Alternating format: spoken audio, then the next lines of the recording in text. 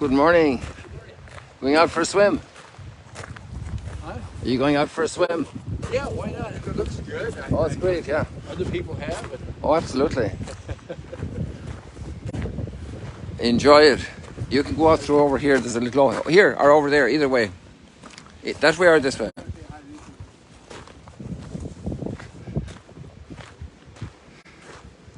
Not everybody's rushing out to have a swim this time of the year. And there, that gentleman is ready to go for it, and he's a man definitely well into his 60s, I would imagine. And he has the nerve to go out and have a good swim this morning. It's a little choppy. There's an east wind blowing. Coming in here, it's coming with cold air. Probably, usually the east winds are very hot. Maybe it's a little northeasterly. And Herman is obviously covered with snow and parts of the higher Golan up there. It's rather cold.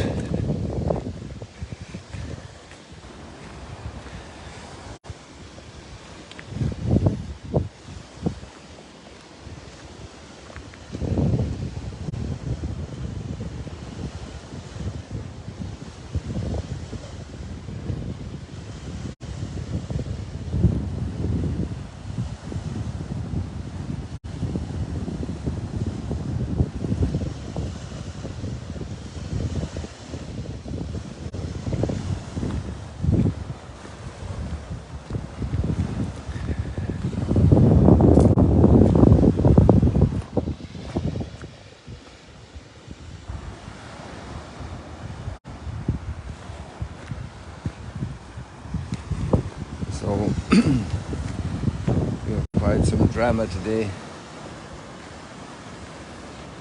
in our readings.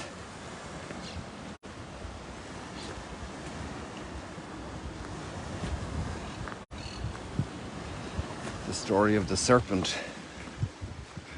We've had our own stories of serpents here at Magdala. The demise of Soter came with the battle with the serpent, a rather big serpent, a poisonous serpent. The serpent also lost that battle, but Soter lost her life as well, our little dog.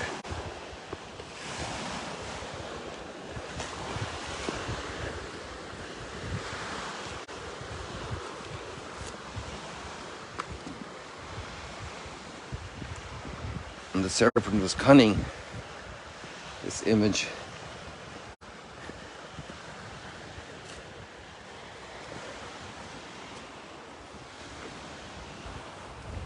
And how the human being somehow finds a way, we find a way to accept proposals that are not in our interest. We have great way of accepting excuses, accepting motives to do things that are harmful for us.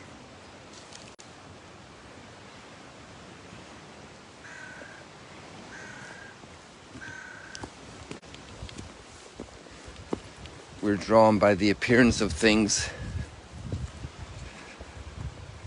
and some apparent good that they offer.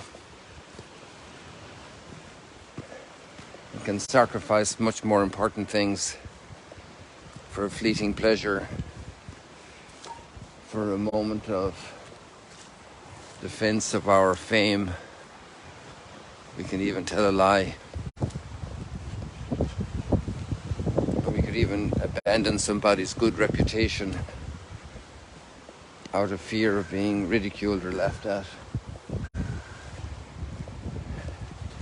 Or we could even cheat and take things that belong to others because we think that will make us happy to have that.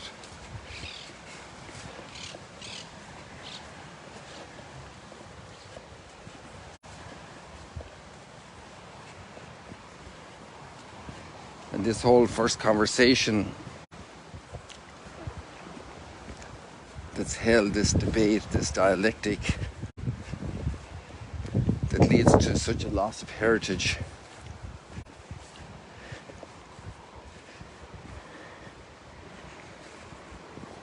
doubting God.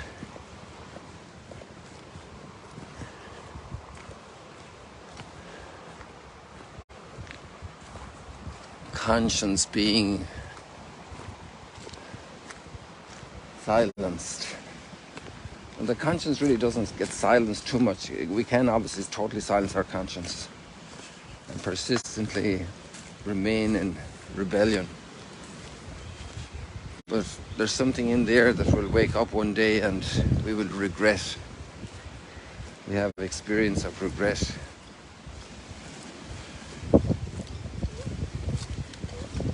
And when we're called to accountability, we give excuses. Oh, the serpent did it. No, my wife was the problem. Pushing off the blame on others. The great gift we have of responsibility.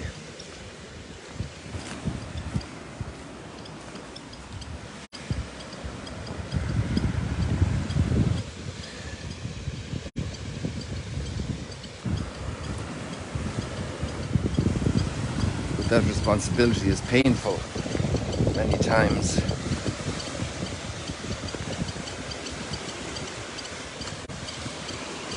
To give the right response.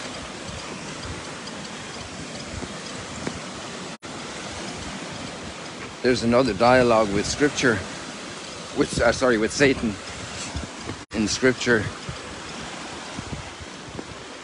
at the Mount of Temptations, remembered near Jericho.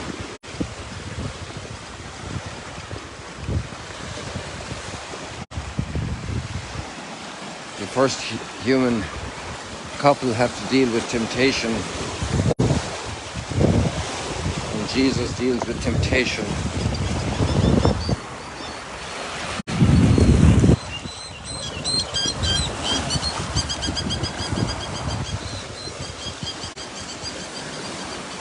This bird feels that I'm threatening her area of her dominions, so I move along.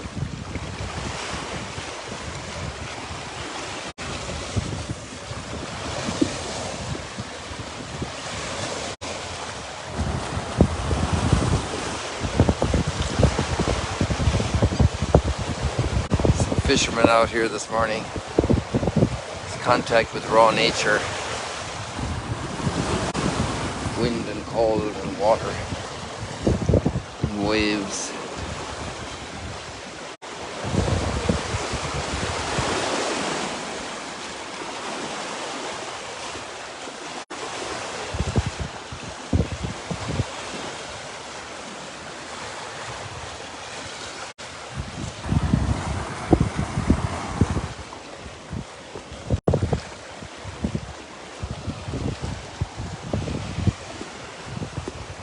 It's amazing that the consequences of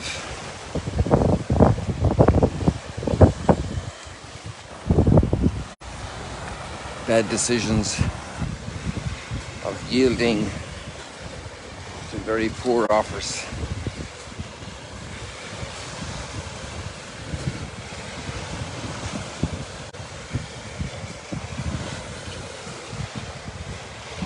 It's interesting also that when we make a mistake, we involve others in our mistakes, if possible, in order to...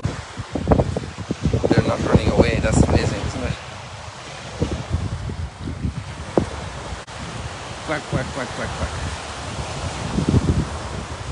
Quack, quack, quack, quack, quack, quack, quack.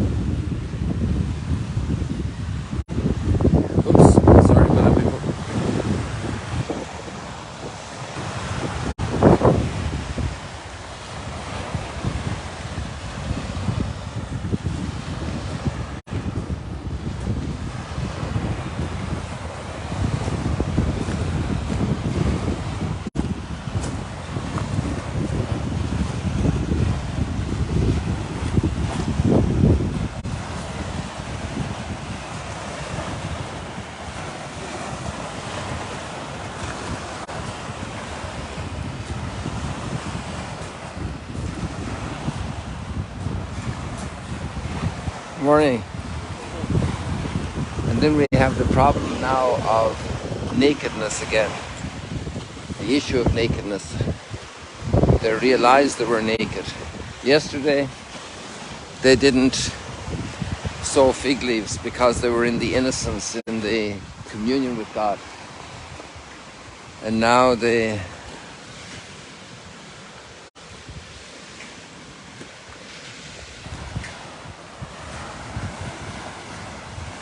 are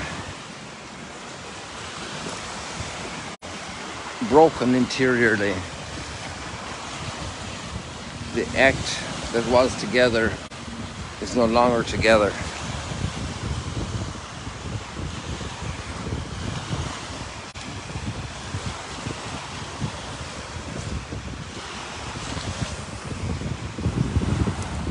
The great message of Genesis chapter 3 is verse 15.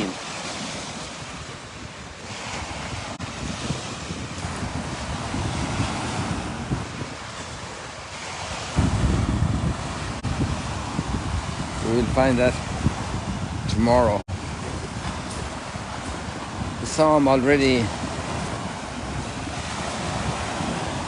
anticipates, blessed are those whose sins are forgiven. But it is important for us to dwell on the logic, on that maneuvering of the human mind to let ourselves walk into sin.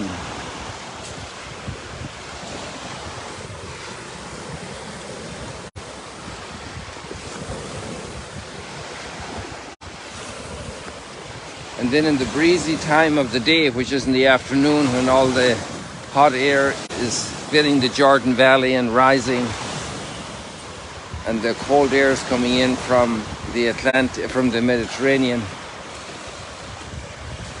In the breezy time of the day in the afternoon, the man and his wife hid themselves from the Lord. They have to hide themselves from each other because their intimacy is no longer innocent. They now become a danger for each other, ashamed of each other. And they also are afraid of God, and they hide from God. They withdraw from God.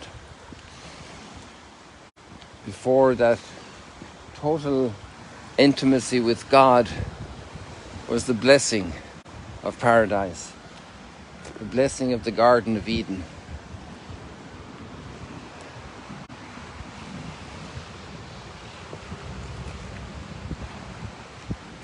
And now God is a problem, the one who gave them everything. And God is still a problem today for so many people. To hide from God.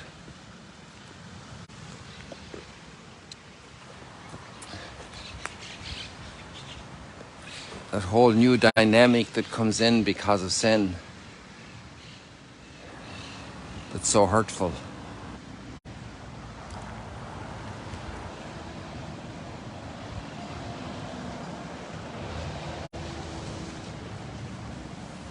We move on to the gospel, and there Jesus comes back to the Decapolis, which is really from right across here is Hippos, just under where the sun is rising,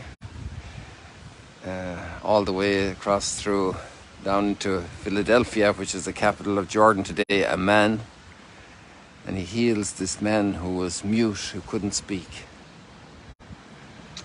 Ephata, the man who was open your ears, open your mouth, hear and speak.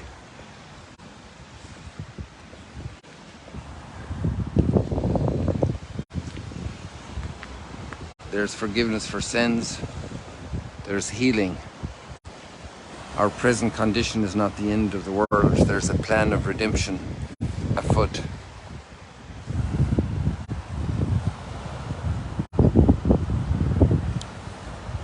God bless you here from the Sea of Galilee this morning. See you later, alligators.